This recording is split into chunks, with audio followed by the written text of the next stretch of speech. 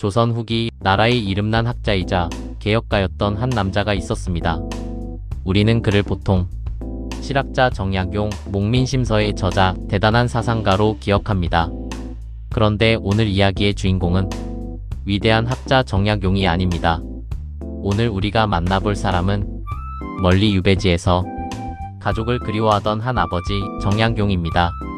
때는 1801년 정약용은 정치적 소용돌이 속에서 전남 강진으로 유배를 떠나게 됩니다. 한양의 집, 아내, 아이들, 익숙한 삶, 그 모든 것과 갑자기 떨어져 먼 타지에서 긴 세월을 견뎌야 했죠. 유배는 단지 장소를 옮기는 벌이 아니었습니다. 사람을 사회에서 잘라내고 가족과의 시간을 끊고 마음까지 외롭게 만드는 형벌이었습니다.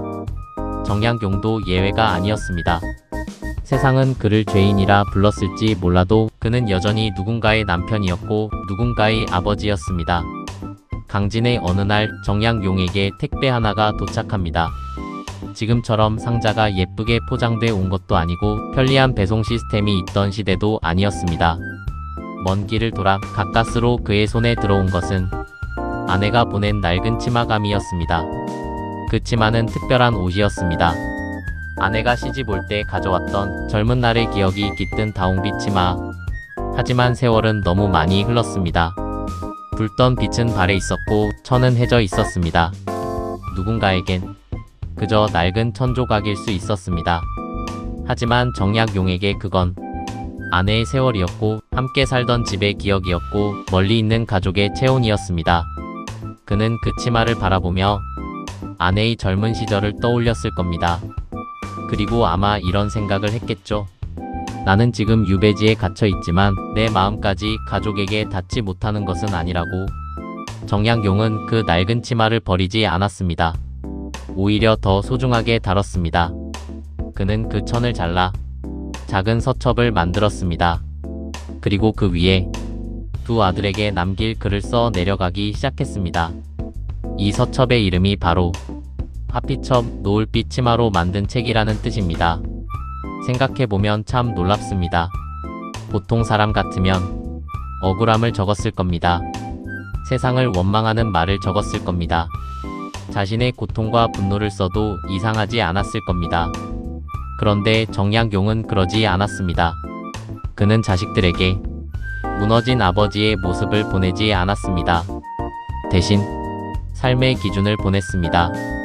하피첩에 담긴 말은 거창한 철학 강의가 아니었습니다. 부모에게 효도하고 형제와 우애를 지키고 몸과 마음을 바르게 하며 근검하게 살고 학문만 앞세우지 말고 사람됨부터 바로 세우라는 가르침이었습니다. 쉽게 말하면 이런 뜻이었습니다. 똑똑한 사람보다 다른 사람이 먼저 되어라. 많이 아는 사람보다 흔들리지 않는 사람이 되어라. 세상에 나가기 전에 먼저 너 자신을 바로 세워라. 정약용은 아들들에게 공부를 깊이 파고드는 것보다 먼저 신중한 태도와 마음가짐을 갖추라고 당부했습니다. 이 대목이 참 묵직합니다. 왜냐하면 그는 이미 세상을 너무 잘 알고 있었기 때문입니다. 능력이 있어도 마음이 바르지 않으면 무너질 수 있고 재주가 있어도 사람됨이 없으면 결국 길을 잃는다는 걸 그는 자신의 삶으로 겪고 있었으니까요. 유배지에서 그는 성공하는 법보다 무너지지 않는 법을 자식들에게 먼저 가르치고 있었던 겁니다. 여기서 이 이야기가 더 먹먹해지는 이유가 있습니다. 하피첩은 그냥 종이에 쓴 편지가 아니었습니다. 아내의 치마로 만든 책이었습니다. 즉, 아버지의 가르침 안에 어머니의 시간이 함께 들어있던 거죠. 아버지는 글을 썼고 어머니는 천을 보냈습니다. 한 사람은 떨어진 곳에서 자식을 걱정했고 또 한 사람은 먼 거리 너머로 마음을 보냈습니다. 부부는 함께 있지 못했지만 자식을 향한 사랑만큼은 같은 방향을 보고 있었습니다. 그래서 하피첩은 정약용 혼자 만든 유물이 아니라 한 가족이 찢어지지 않기 위해 간신히 이어붙인 마음의 기록처럼 느껴집니다. 우리는 종종 위대한 사람을 대단한 업적으로만 기억합니다. 하지만 어떤 사람의 진짜 크기는 힘이 있을 때가 아니라 가장 힘들 때 무엇을 남기느냐에서 드러납니다.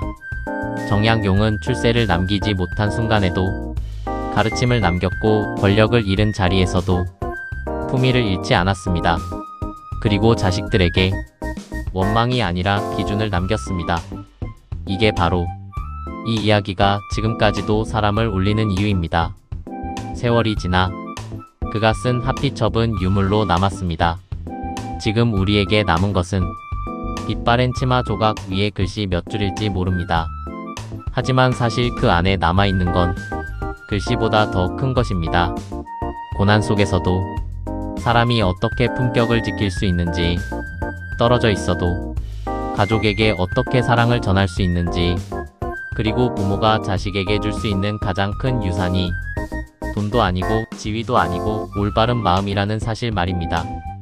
생각해보면 정약용은 아들들에게 좋은 세상을 약속해주지 못했습니다. 아버지로서 옆을 지켜주지도 못했습니다. 하지만 그는 혼란한 세상을 살아도 어떤 사람이 되어야 하는지는 알려주었습니다. 어쩌면 그게 부모가 자식에게 해줄 수 있는 가장 오래 남는 사랑인지도 모릅니다. 이 이야기는 조선시대 이야기지만 이상하게 지금 우리 이야기 같기도 합니다. 요즘도 부모는 아이에게 좋은 학원, 좋은 스펙, 좋은 조건을 주기 위해 애씁니다. 물론 다 중요합니다. 하지만 정약용의 하피첩은 우리에게 조용히 묻습니다. 너는 아이에게 무엇을 잘하게 만들고 있느냐보다 어떤 사람으로 자라게 하고 있느냐를 더 고민하고 있느냐고. 세상이 흔들릴수록 기술보다 태도가 중요하고 성적보다 인품이 오래가고 성공보다 중심이 먼저라는 걸 이 오래된 치마 한 폭이 말해주고 있는 겁니다. 유배지의 밤, 정약용은 아마 외로웠을 겁니다. 그도 분명 무너지고 싶었을 겁니다. 그런데 그는 자기 고통 속에만 머물지 않고 그 고통을 가르침으로 바꾸었습니다. 이 점이 참 위대합니다. 상처를 핑계로 삼지 않고 상처를 통과해 누군가의 길잡이로 남는 것. 그게 진짜 강한 사람 아닐까요? 그래서 하피첩은 단순한 편지가 아닙니다. 그건 한 아버지의 눈물이고 한 어머니의 기다림이고 한 가족이 끝내 포기하지 않은 사랑의 형태입니다. 그리고 동시에 시대를 넘어 오늘의 우리에게도 건네는 질문입니다. 너는 힘들 때 무엇을 남기는 사람이냐고. 분노를 남길 것이냐, 원망을 남길 것이냐, 아니면 누군가를 바르게 세우는 말을 남길 것이냐고. 정약용은 낡은 치마를 보고 세월의 끝을 본 게 아니라 사랑을 기록할 마지막 기회로 보았습니다. 그래서 그는 잃어버린 시간을 붙잡아 한 권의 마음으로 만들었습니다. 그게 바로 하피첩입니다. 어쩌면 위대한 유산이란 처음부터 값비싼 것이 아니라 사라질 것 같은 순간에도 끝까지 지키려 한 마음에서 태어나는 것인지도 모릅니다. 조선의 한 유배지에서 낡은 치마 위에 적힌 글은 200년이 훨씬 지난 지금도 우리 마음을 움직입니다. 그 이유는 단 하나일 겁니다. 진심은 시대를 건너도 결국 사람에게 도착하기 때문입니다.